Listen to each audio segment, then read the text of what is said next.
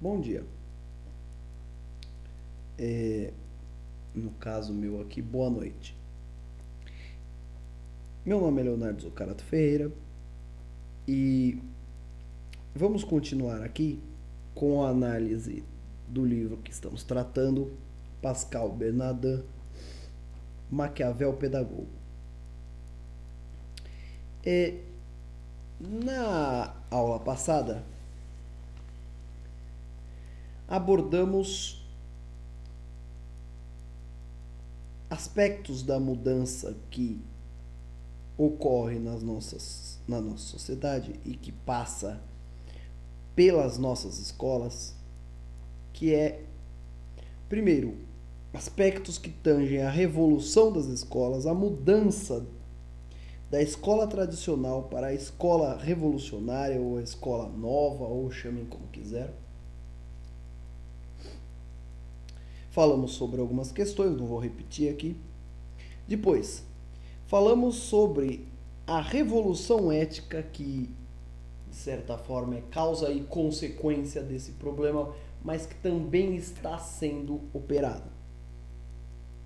Claro, quando falamos da revolução ética, dizemos que, e isso é muito importante, é a construção de uma nova cadeia de valores, mas que desta vez não são reconhecidas pelo indivíduo, não são aprendidas conscientemente, são sim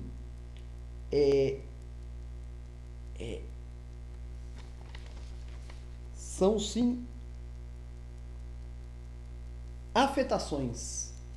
Quer dizer, o ensino que acontece na escola é ensinar as crianças como sentir. Não é como pensar, é como sentir. Como eu devo me sentir? Como eu devo me sentir? Este como eu devo me sentir remete-nos a um comportamento ético. E esse comportamento ético tem alguns dos traços que falamos na aula passada.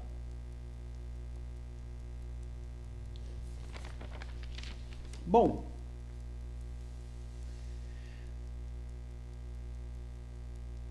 é muito comum vermos as pessoas da sociedade, vermos as pessoas com quem a gente conversa falando assim: puxa, o nosso país está horrível, estamos passando por uma crise moral. Essas pessoas não estão erradas.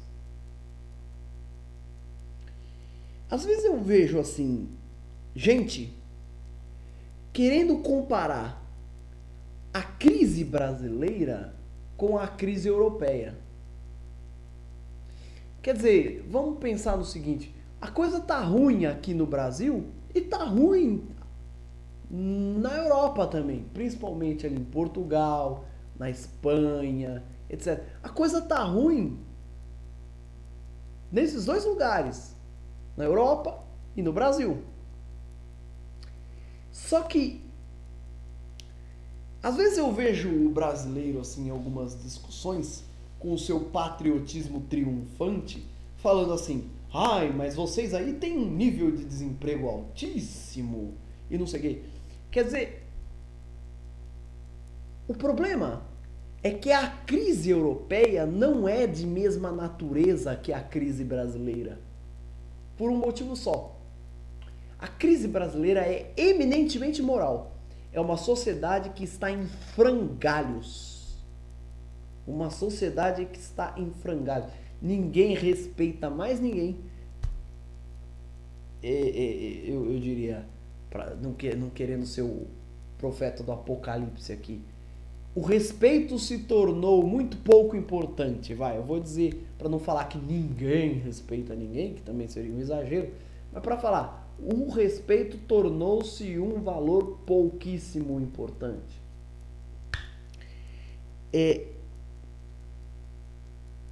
E vivemos uma crise cultural, nossa cultura há tempos não produz nada, vivemos claramente uma crise cultural.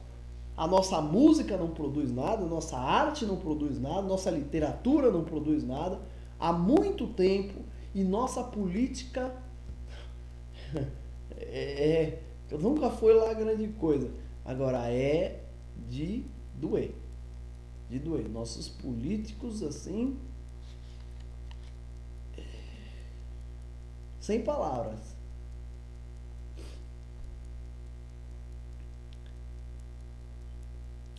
Comparar a crise brasileira com a crise europeia é um grande erro, porque a crise europeia é uma crise econômica, é diferente. Quem compara a crise moral, quem compara a crise brasileira com a crise europeia é o pessoal da esquerda que de qualquer forma só sabe enxergar as coisas pelo prisma econômico. Mas se você não concorda com esta análise, você deve perceber que a crise europeia é uma crise econômica, é desemprego, ninguém tem emprego, ninguém tem dinheiro, lojas fechando porque não conseguem vender coisas, fecha, faz mais desempregados, é governo cortando salário, é uma crise econômica. Só que é uma crise que pode se tornar uma crise moral se esta crise econômica perdurar por muito tempo. Porque perdura por muito tempo, a família não consegue se sustentar, aí o filho briga com o pai, entendeu? Essas questões vão se avolumando. Agora, é uma crise completamente diferente do Brasil. O Brasil vive um momento bom economicamente, não sei se tem o nível de desempregados que fala o governo, deve ter mais, mas também não é algo assustador. Em geral, pelo menos em São Paulo, quem quer trabalhar arranja emprego. Assim, podemos ter problemas em algumas áreas, mas se você quer um emprego meio vagabundinho ali, você consegue. As pessoas têm dinheiro, o comércio relativamente caminha, a economia, bem ou mal, cresce alguma coisa. Então você perceba que se com tudo isso a situação continua ruim no nosso país, isso quer dizer duas coisas. Bom, primeiro, a economia não é a base do acontecer social. A economia não define como vai ser a sociedade, porque a nossa economia está bem e ainda continuamos uma porcaria de sociedade. Ponto 2, a crise brasileira é uma crise moral, uma crise ética, uma crise de valores. E você vai me dizer, qual é a diferença? Eu vou te dizer, é que a crise brasileira é muito mais difícil, é muito pior, é muito mais complicado. Porque uma crise econômica você pode resolver com alguns ajustes, às vezes sérios, às vezes menos sérios. Agora, uma crise moral, como você resolve? Primeiro, se você está numa crise moral, é muito pouco provável que os governantes vão estar aptos a resolver o problema, porque eles foram eleitos por um povo moralmente inculto, infelizmente, e eles também são moralmente atrasados, moralmente desprezíveis. Então, é muito difícil. Segundo, exige um trabalho a longuíssimo prazo, coisa que o Brasil nunca soube fazer. Trabalhos a longo prazo praticamente não existem no Brasil. Então, você vai dizer, qual é mais grave? Obviamente o Brasil está numa crise moral mais grave. Então não há o que ficar se gabando. Não há o que. Só vou dar um exemplo simples. Portugal, com toda a crise moral, Portugal, com toda a crise econômica, os carros ainda param na faixa de pedestre para as pessoas atravessarem a rua. Aqui, os caras têm um puta dinheirão para comprar carro e, no entanto, não param pro pedestre. O pedestre que saia correndo para atravessar a rua. Então, entendeu o que é crise moral e crise econômica? Não há uma ligação umbilical. Quer dizer, o povo se manifestou por causa da volta da inflação. Não tem nada a ver com inflação. Ninguém quer saber de inflação, não. Que tem algo mais importante que a inflação, que é a situação social do país. Não há uma ligação direta, como pensam os marxistas, entre moral e economia. Há uma ligação, mas essa ligação é bem mais frágil do que pensam os marxistas. Então, eu comecei a falar disso tudo por quê? Porque esta ruína de valores, aquele fulano que eu comentava que diz vivemos um estado de decadência moral, ele não está errado. Só que é difícil você ver alguém que fale isso e que desenvolva isto. Pois é o que nós vamos tentar fazer um pouco hoje. Nós vamos perceber o seguinte: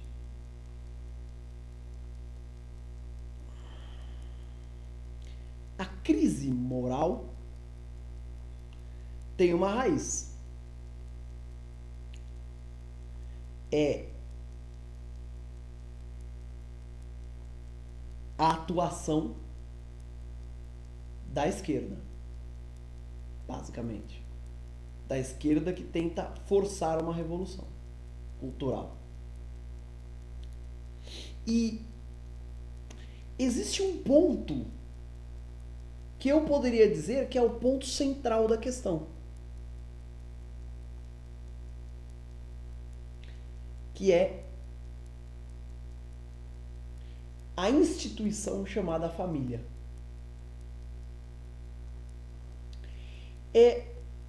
Ao longo da história, e no século passado, inclusive, apareceram muitos governos com pretensões totalitárias, como os governos nazistas e comunistas. Pretensões totalitárias, isto é, pretensões de controlar todas as esferas do ser humano. Esses governos, essas tentativas,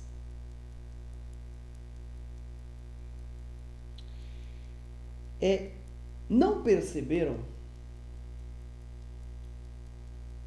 que é impossível, pelo menos por enquanto, ainda é impossível o governo controlar todo mundo e a todos com grande grau de eficiência. Isso significa que uma sociedade sadia é uma sociedade onde o governo não pensa em controlar tudo, mas, pelo contrário, dá subsídios para que os cidadãos assumam a vida em suas mãos. Isto tem tudo a ver com o fortalecimento da família. Eu quero dizer que, ponto 1, existe um projeto intencional e reiterado de destruição da família. Ponto 2, a execução deste projeto está na raiz da tal crise moral que alguns de nós identificam. A família é a única proteção que nós temos, o incremento desta instituição é a única proteção que nós temos contra os totalitarismos. Totalitarismo, seja o nazismo, seja o comunismo, seja o totalitarismo de mercado. Capitalismo e comunismo estão juntos, reunidos para destruir a família, do mesmo lado. Por quê? Porque interessa a ambos. Você pensa o seguinte: Em uma família bem estruturada, o pai e a mãe acompanham a educação do filho. E quando eles fazem isso, não só eles zelam para que o filho tenha as mesmas ideias dele, então eles protegem o filho contra um eventual governo que queira controlar tudo, como também eles controlam a influência que o mercado tem no seu filho. Portanto, a verdadeira oposição ao mercado e ao capitalismo no que há de pior, que é esse radicalismo liberal, a verdadeira oposição a este capitalismo ruim é a existência de famílias fortes.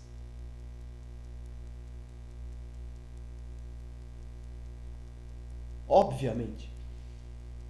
Você imagina que numa família onde o pai e mãe preocupem-se com a educação do filho, eles não vão deixar o filho ficar comendo McDonald's todo dia. Não vão deixar o filho ficar tomando Coca-Cola todo dia.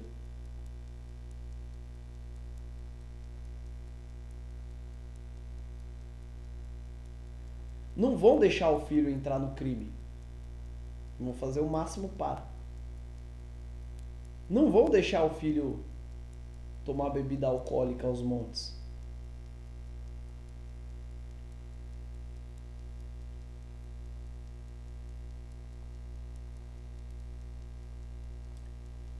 Existia alguém, eu não vou lembrar quem, que dizia que a sociedade é uma espécie de organismo lá com as suas células. Essas células podem ter uma atuação boa ou uma atuação ruim. Quando é que as células atuam bem? Quando tem condutas boas para o conjunto da sociedade. Quando tem condutas sociáveis. E quando que as células são ruins? Quando tem condutas antissociais. Então você imagina que um homem que pensa para fazer uma ponte com a ética religiosa, um homem que pensa em assassinar outro, é um homem que tem uma conduta antirreligiosa, antissocial. Por outro lado, um homem que sofre uma injustiça e dá a outra face à tapa, é um homem que tem uma conduta social. Por quê? Tolera o erro do seu semelhante e não revida. Porque se a gente começa a revidar,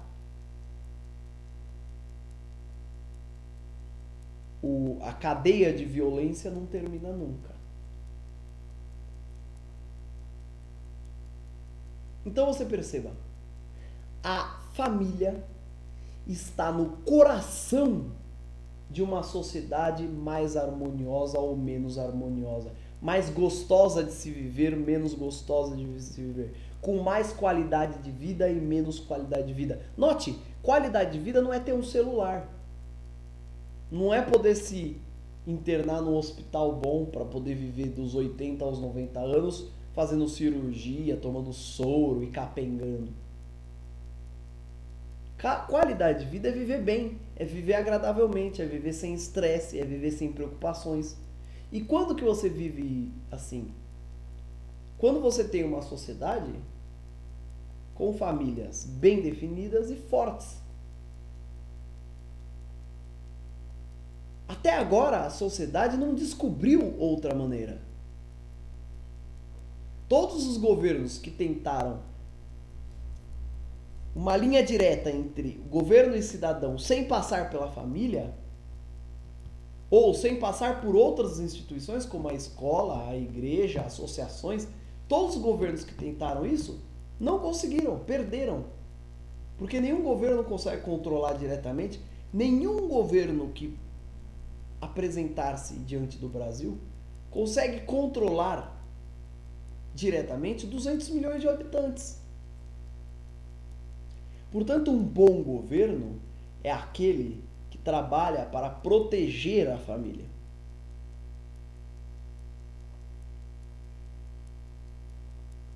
Só que um governo como esse é um governo que não pode ser tirânico. Porque é um governo que tem que aceitar dividir a responsabilidade de educar as pessoas. E, infelizmente, os governos de esquerda não aceitam isso. Eles querem eles governar e pronto.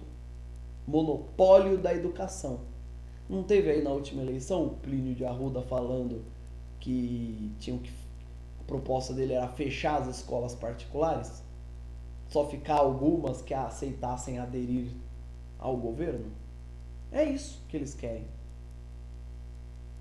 É isso.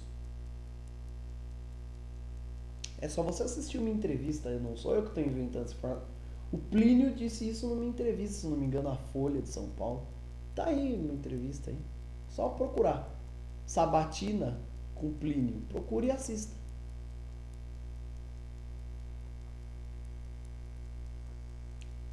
Então você percebe. Existe um trabalho de destruição da família no nosso país. Por quê? Porque existe um governo totalitário tentando implantar o comunismo no país. Isto é uma realidade. Não há nada de conspiratorial nisso. É uma realidade. É que as pessoas precisam se ligar que o comunismo não é mais o comunismo de antes. Ele não promove mais a luta direta. Agora é a era da luta cultural. Se você não perceber isso, está por fora.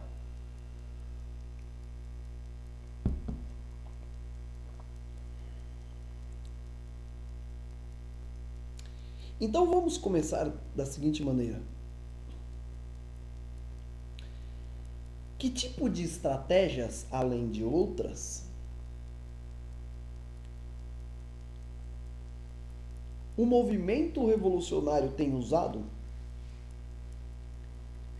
para destruir a família? Vamos lá. Estratégia 1. A escalada, o aumento deliberado, o incentivo à criminalidade, à insegurança, à delinquência. Você tem que entender. É um trabalho deliberado de incentivar o crime.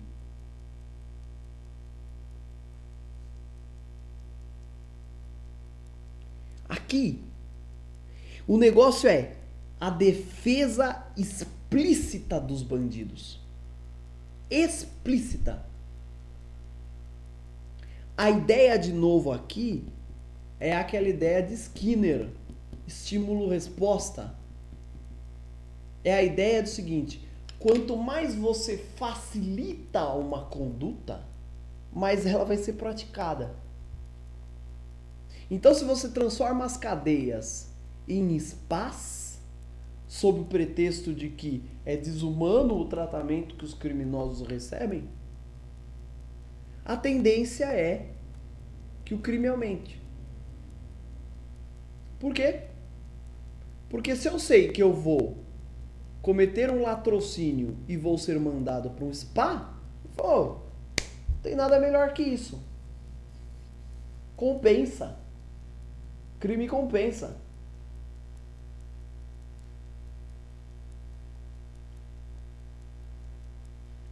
Então aqui, agentes promovem a defesa deliberada de bandidos, de criminosos, de pessoas que têm comportamentos antissociais. Vou dar um exemplo de um evento que acontece nas grandes cidades. Infelizmente, muitas pessoas sofrem com isso. Poluição sonora. E eu vou ser aqui bem claro. Eu não sou gente de me esconder.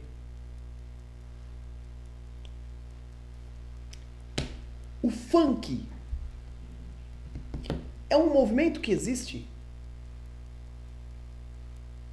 para disseminar o caos social. Todos os fins de semana em São Paulo, por exemplo, acontecem os tais bailes funk,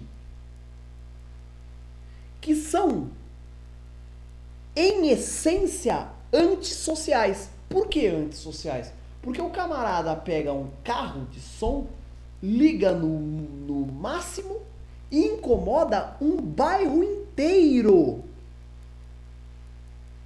Então, obviamente, você obrigar uma pessoa a ouvir uma música suja como a do funk, e não precisa nem ser suja, o próprio fato de você obrigar uma pessoa a ouvir uma música que ela não quer, já é ofensivo. Já é uma atitude antissocial. No entanto, o que a gente vê é o governo incentivando isto. Não só ele não pune, não só ele não aplica o código de trânsito, que não precisa falar, precisamos de uma lei, não precisa estar no código de trânsito, não só ele não aplica, como ele tira o poder da polícia de punir, e ele ainda incentiva. Então vem o senhor Fernando Haddad e fala, não, isso é uma manifestação cultural. Ah, é? Então eu duvido que o senhor Fernando Haddad ponha esse tipo de música para os seus filhos ouvirem. Eu duvido que ele tenha crescido ouvindo esse tipo de música. Não cresceu. Não cresceu. Então, eu, Leonardo Ferreira, já quero dizer uma coisa. Eu sou uma pessoa que eu tenho um dom. E o dom é, se você quer jogar a tua vida no lixo, fique à vontade. Se você quer ouvir uma música que vai fazer o mal pra você, fique à vontade. Faça o que você quiser, meu filho. Eu não vou dizer o que você vai fazer. Eu sou um cara ultraliberal. Eu não vou dizer o que você tem que fazer da tua vida. Quer se jogar da ponte? Se jogue. Eu sou a favor do suicídio. Você tem o direito de tirar a tua vida. Quer ouvir funk? Ouça. Quer se masturbar de manhã, de tarde, de noite? Se masturbe. Quer comer quiabo? Coma. Faça o que você quiser da tua vida. Mas não me obrigue a ouvir tua música. Só isso. É um comportamento antissocial. Infelizmente, muitas pessoas sofrem na cidade. Veja se isso não é uma parte de um projeto deliberado para destruir a sociedade. Para destruir, você pega uma família e aí você põe um carro de som do lado da família. Aos poucos, a mulher começa a cobrar do marido uma atitude. O filho começa a chorar. É assim que se destrói uma sociedade.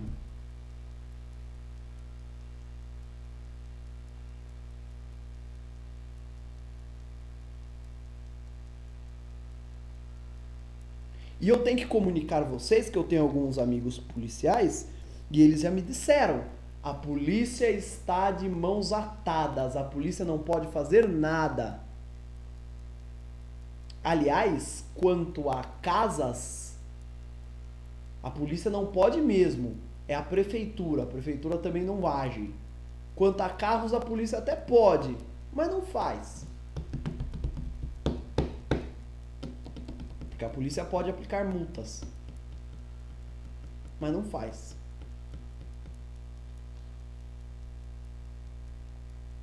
Eu nunca vi. Eu já vi,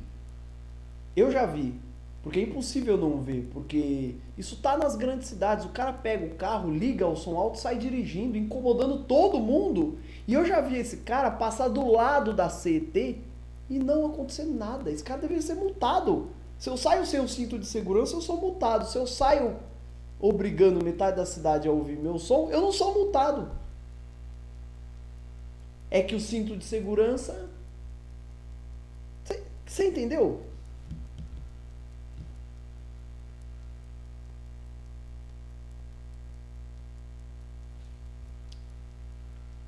Então, a escalada e o incentivo a comportamentos antissociais é uma das marcas da política de destruição da família.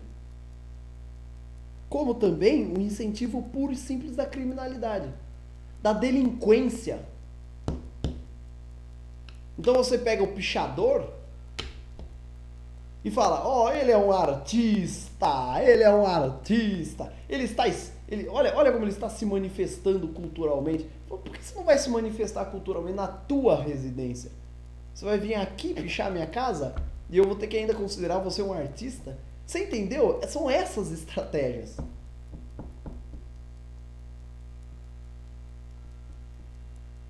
E o cara vai lá, rouba. Não, ele é uma vítima da sociedade. É mole.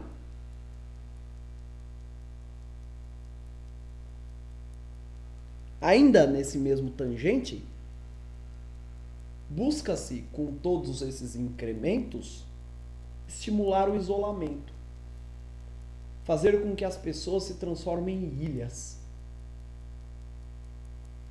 Até certo ponto, essa coisa chega a ser tão cruel que é assim, desestimular o jovem que quer formar família. Desestimular. Quantas vezes vocês já não ouviram o cara falando assim, você não quer ter filho? Não. Por quê? Eu não vou pôr um filho no mundo desse jeito que tá. Você pensa que isso é só falar? Você pensa que isso é só da boca pra fora? Você não imagina o tanto de gente que pensa assim. De verdade. Eu não vou ter filho pra... Que isso?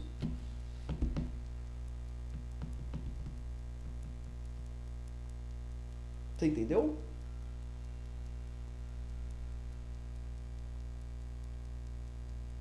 Então, promover um baile funk do lado da tua casa faz parte da estratégia. Saiba você que faz parte da estratégia desses caras. É intencional.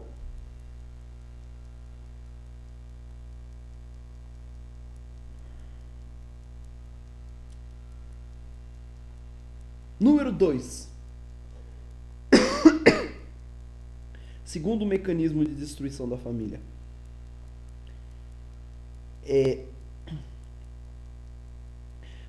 Fazer crescer cada vez mais o consumo de drogas e álcool.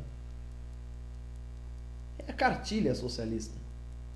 Fazer crescer o consumo de álcool e de drogas. O que está em alta hoje no Brasil é a maconha. Liberalização. Legalizar a maconha. Existe um dos argumentos mais estúpidos que eu já vi. Que é o seguinte, temos que liberar a maconha para tirar o pretexto do crime. Para tirar o pretexto da existência do traficante. Isso é de uma ingenuidade, para não dizer de uma desonestidade intelectual que eu vou te falar. Quer dizer, então vamos fazer o seguinte, vamos usar isso para todas as condutas. O cara lá tá roubando o celular? Não. Agora vamos legalizar o roubo de celular. Agora a gente pega o cara que estava roubando o celular e monta uma banquinha para ele e fala, pode roubar aqui na região, você tem a sua banquinha. Pronto, tá legalizado, não é mais crime. Então essa é uma estratégia excelente para baixar a criminalidade. Como vamos abaixar a criminalidade? Tornando coisas que hoje são crime, não crime. Pronto. Outro argumento estúpido é, se legalizar a maconha, haverá menos consumo. Usaram esse outro dia comigo. Eu não consigo entender como você pode legalizar algo e ter menos consumo. Se você vai legalizar, quer dizer que de uma forma ou de outra o acesso vai estar mais fácil. Se não bastasse estar tão fácil como já está, porque essa política de legalização da maconha já está sendo implantada, como se não bastasse, legaliza e aí você põe, por exemplo, numa padaria para vender. Legal, né? Ou não, mas que isso? Faremos um bar específico que vende só isso. Então vai estar lá, bar da maconha, tá? E aí, é claro, o garotinho vai passar na frente e vai sentir vontade de provar. Então é claro que você vai legalizar, você aumenta a facilidade para comprar algo, aumenta o consumo. Claro que aumenta. Uma garrafa de uísque quanto custa? Sei lá, eu não tenho a menor ideia, eu não gosto de tomar. Mas digamos que custe R$ 50. Se você, de repente, tirar todos os tributos, ela passa para R$ 10, o que você acha? Que aumenta ou diminui? O consumo aumenta. Essa política de aumento das drogas e do álcool é intencional para destruir a família e também para formar um exército de estúpidos.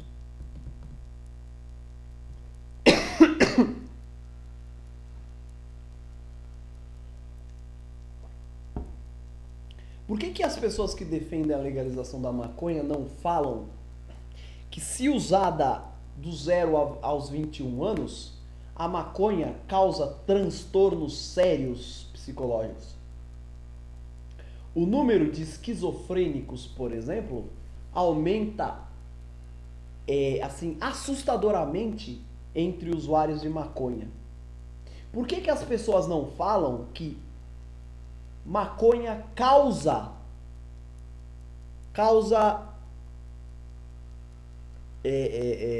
como Deus, déficit de aprendizagem? Você pega um moleque de 14 anos fumando maconha, déficit de aprendizagem. Por que precisamos de mais um vício? Se querem legalizar alguma coisa, vamos legalizar o alfabetismo? Que tal? Vamos legalizar. Ao invés de ficarmos fazendo debate sobre a maconha, vamos fazer debate sobre o alfabetismo? Vamos legalizar Aristóteles? Vamos ler livros de Aristóteles todo mundo? Vamos legalizar Kant? Vamos.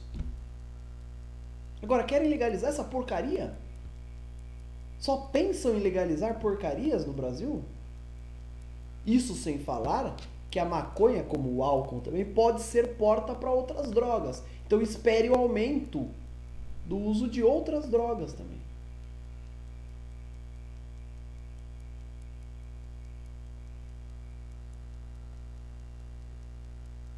Não é obrigatório, mas pode ser.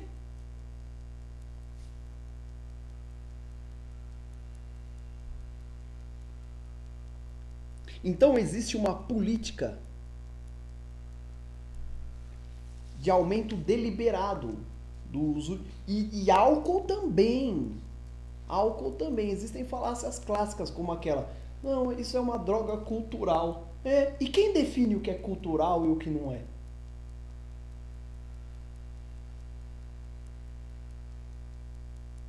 Ah, não, mas espera aí. Se a maconha é tão prejudicial dos 0 aos 21 anos, vamos fazer o seguinte: a gente proíbe o uso até os 21 anos, como é com álcool, até os 18 anos.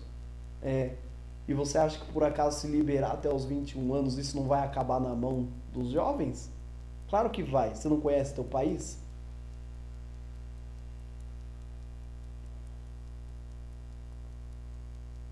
Ao mesmo tempo, retira-se o poder do Estado de punir. Então converse com qualquer policial e sabe o que ele vai te falar? Eu vejo alguém fumando maconha, o máximo que eu falo é pedir para parar de fumar. Sabe por quê? Porque se eu levar pro DP, não vai acontecer porra nenhuma. E eu ainda vou levar uma comida no meu chefe que vai me falar o seguinte: pô, cara, você sabe que eu não posso prender, não posso punir, não posso fazer nada? Você ainda traz ele aqui? Esse é o nosso país. Você não legalizou ainda a maconha, legalizou? Não. Aí o cara vai lá, fuma na tua frente e não acontece nada. Ou seja, já está legalizada praticamente.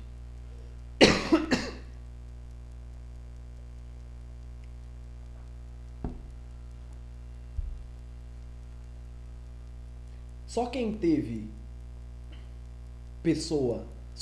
na família pessoas com problemas com álcool ou com drogas pode dizer o quanto é destrutivo isso para uma família.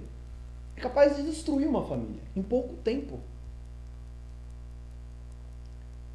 Então aqueles que defendem a legalização da maconha, eu não vou dizer para vocês mudarem de opinião. Eu vou dizer para vocês refletirem sobre isso. Refletirem sobre isso. Precisamos de mais um vício? refletirem sobre o que está por trás disso.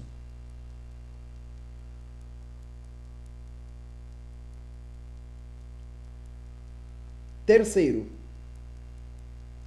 bloqueio da transmissão de valores entre pais e filhos. Utiliza-se instrumentos para bloquear a comunicação entre pais e filhos. Entre eles, convencem os filhos a acharem sempre os pais conservadores, reacionários, preconceituosos e atrasados. Quantas vezes isso não rolou na escola? O professor falando, nossa, mas essa é uma posição preconceituosa que os nossos pais geralmente têm.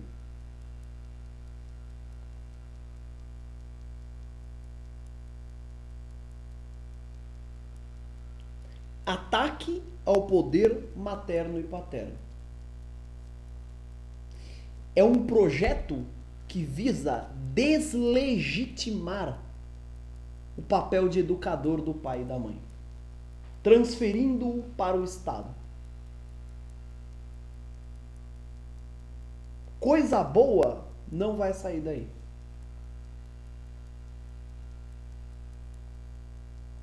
Quinto, ataque a qualquer instituição que queira dividir o ensinamento moral da sociedade. Escolas e igrejas, por exemplo. Cooptação dos movimentos intermediários à causa. Imprensa, associações, estudantes, movimentos, sindicatos. Ou seja, você pega todo mundo que poderia dividir o ensinamento moral da sociedade com o Estado, ou você coopta, infiltrando sua ideologia, o que já aconteceu, por exemplo, com a maior parte da imprensa, com a maior parte das associações, com os estudantes, com os movimentos, ou você coopta, ou você ataca, como você ataca a igreja, como você ataca as escolas particulares que querem um ensino diferenciado, por exemplo, aquelas que não se alinham à política ideológica oficial.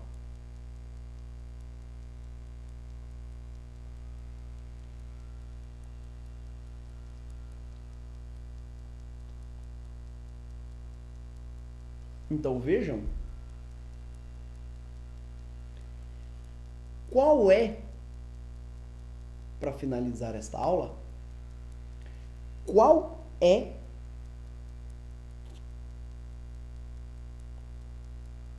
a conclusão?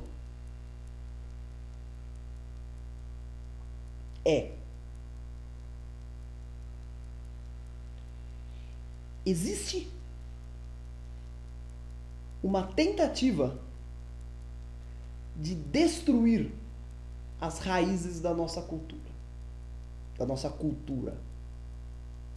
Existe um projeto que planeja a destruição da nossa sociedade de dentro para fora.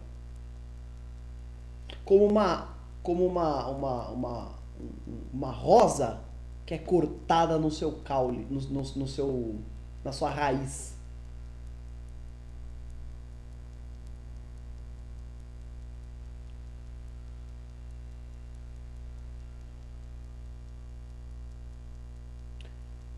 Existe uma falácia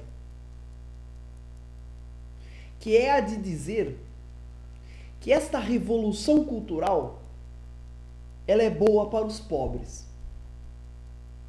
E que se você não concorda com ela, você é apenas um rico reacionário capitalista que está protegendo seus interesses.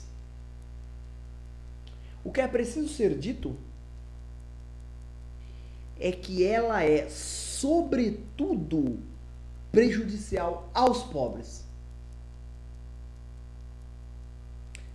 Porque é o pobre que acabará transformado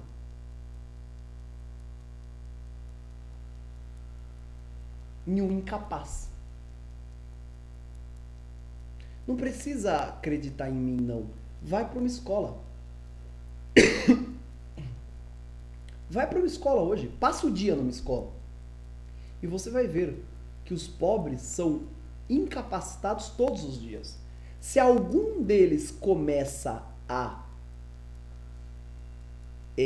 demonstrar alguma aptidão, algum talento, a escola logo trata de cortar suas asinhas. Como? Bota aquele aluno que gosta de bagunçar do lado dele, como o professor não pode falar para ele ficar quieto, ele vai bagunçar, até que o bom aluno esteja envolvido na bagunça. É assim. É a vitória dos maus. É isso que acontece nas escolas. A vitória dos maus. Por ideologias como essa.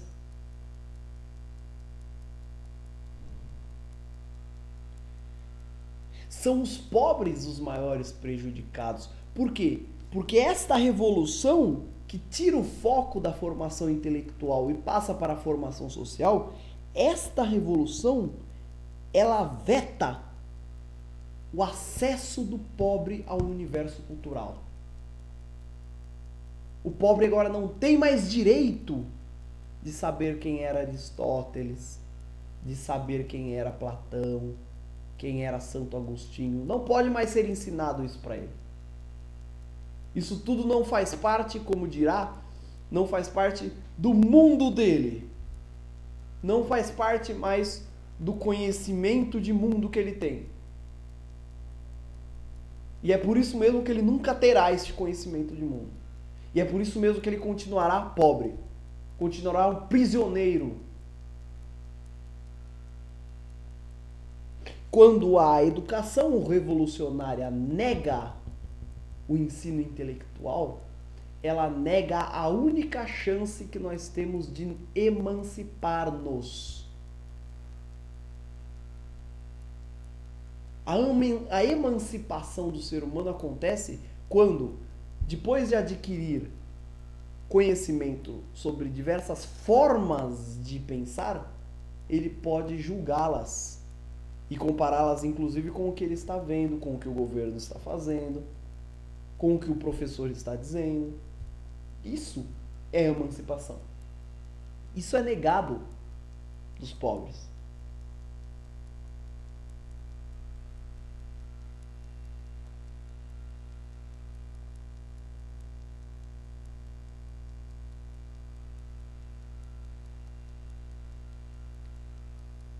Correto?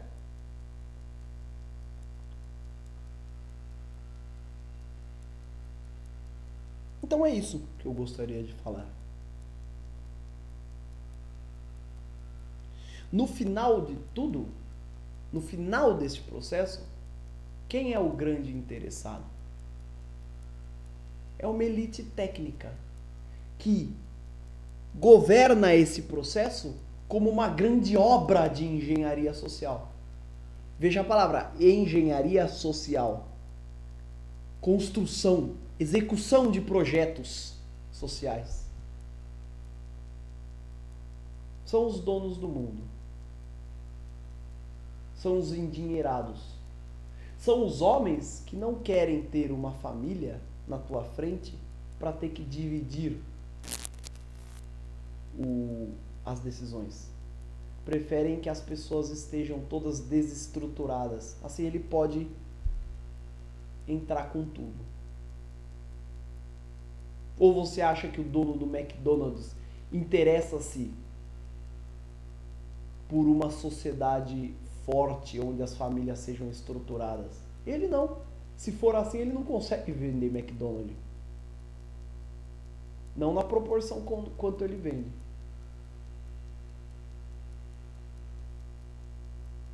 Sacou? E todo esse arcabouço de técnicas socialistas são usadas para executar essa destruição. Prova disso é que o PT na campanha que vem vai receber um montante de doação de campanha que ninguém tem ideia.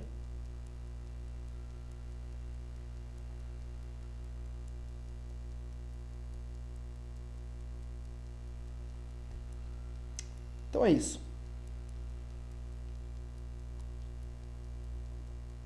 Considero essa aula encerrada. Espero que vocês tenham gostado. E é isso. Até mais. Obrigado pelo prestígio que vocês têm me dado. Até. Tchau, tchau.